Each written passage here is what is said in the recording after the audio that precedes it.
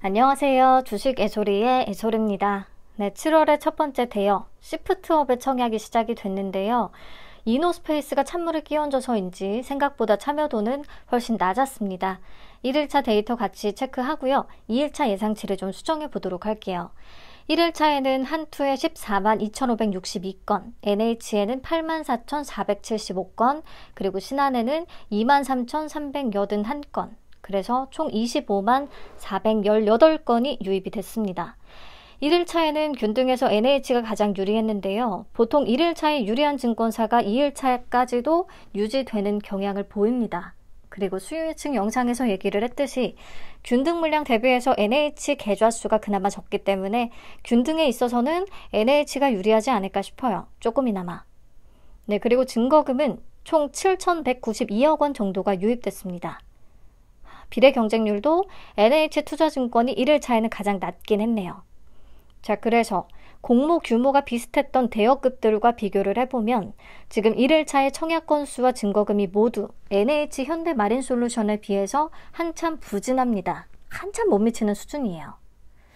HD 현대마린은 1일차에 또 환불금을 기다리는 수요가 좀 많았다고 치지만 시프트업은 그런 상황까지도 아니기 때문에 이 데이터, 부진한 데이터를 좀 참고를 해서 고려해서 2일차 수정이 필요하겠습니다. 우선은 청약 건수부터 다시 예상을 해보죠.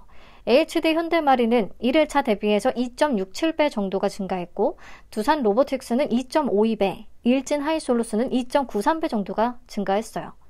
보통 1일차의 건수가 많을수록 증가 배수는 감소하는 경향을 보입니다. 그래서 시프트업은 배수를 제가 그냥 감대로 3배 정도를 잡았습니다. 3배가 증가한다고 하면 청약 건수는 75만 건 정도? 75만 건으로 잡으면 통합 균등 수량은 1.21주 정도가 되겠습니다. 증권사마다 약간은 차이가 있을 거라서 2일차의 추이를 확인하면서 말씀을 드리도록 할게요.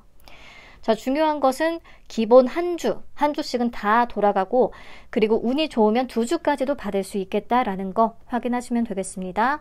그리고 증거금도 다시 잡아보도록 할게요. 표를 참고해서 보시면 1일차에 3조 원이 넘게 유입이 됐던 대여들은 2일차에 딱 10배 정도 증가하는 경향을 보였습니다. 근데 1일차에 1.3조 원 정도가 들어왔던 HD 현대마린은 2일차에 19.3배나 증가했더라고요. 그래서 시프트업은 1일차의 증거금이 7,192억 원 정도가 되니까 2일차에는 20배 이상 증가할 수도 있겠다라고 추정은 해봤습니다. 그리고 어제 얘기했듯이 시프트업은 최근 다른 대여에 비해서는 청약 한도가 낮습니다. 그래서 HD 현대마린보다 청약 한도가 낮고 그리고 청약 건수도 훨씬 덜 들어올 것으로 예상을 하고 있기 때문에 증거금은 최종적으로 20조 원이 안 될 수도 있다라고 보고 있어요. 그래서 저는 16조 원에서 18조 원 정도를 생각하고요. 16조 기준의 비례 경쟁률은 588대 1, 18조 기준의 비례 경쟁률은 662대 1 정도로 계산이 됩니다. 그래서 통합 경쟁률로는 600에서 650대 1 정도가 되지 않을까 예상을 해봤어요. 그리고 비례 경쟁률은요. 2일차 막판이 되면 보통 키 맞추기가 진행이 되는데요. 배정 물량이 적고 계좌 수가 많은 신한증권이 비례에서도 조금 불리할 것으로 예상이 되고 한투나 NH는 아마 비슷비슷한 수준이지 않을까 싶습니다. 내일 같이 좀 체크하도록 할게요. 자, 650대 1을 가정하고 5462 적용 주식수 계산을 해봤으니까 참고해서 좀 자금 준비를 해보시면 되겠고요. 한국투자증권의 청약 단위를 기준으로 작성했습니다. 비례 한 주는 400주, 1,200만 원 예상하고요. 비례 2주는 1,500주, 4,500만 원. 여기가 좀 청약 단위 때문에 갭이 크게 벌어지긴 하네요. 그리고 비례 3주는 2,000주, 증거금 6천만 원. 비례 4주는 2,500주, 증거금 7,500만 원. 비례 5주는 3,000주, 증거금 9천만 원. 이렇게 예상을 해봤습니다. 그러면 한 투에 9천만 원을 청약해서 비례 5주와 균등 한 주까지 챙긴다고 가정을 했을 때 50%만 올라줘도 기대 수익이 18만 원이 되기 때문에요. 파킹 이틀치 이자보다는 훨씬 손에 쥘 수 있는 금액은 클 것으로 예상합니다. 그래서 이 정도가 된다면 대출을 써볼 수는 있을 것 같아요. 근데 50% 올라준다는 100% 확신을 할 수는 없는 거죠. 네, 우선은 이 정도 보고 이베스트 스펙 6호의 1일차 상황도 간단히만 보겠습니다. 1일차에는 6,038건이 들어왔어요. 증거금도 16억 원 밖에 안 됐고요. 그러면 비슷한 수준의 스펙들을 찾아볼 때 BNK 제2호 스펙과 1일차 건수가 가장 유사합니다. 역시나 마이너 증권사끼리 좀 비슷한 거죠. 그래서 BNK를 참고해봤고요. 2일차 건수 약 27,000건 정도를 예상합니다. 그러면 균등은 18.52주. 그래서 균등만 참여하실 거라면 20주만 청약하시면 될 것 같아요. 20주.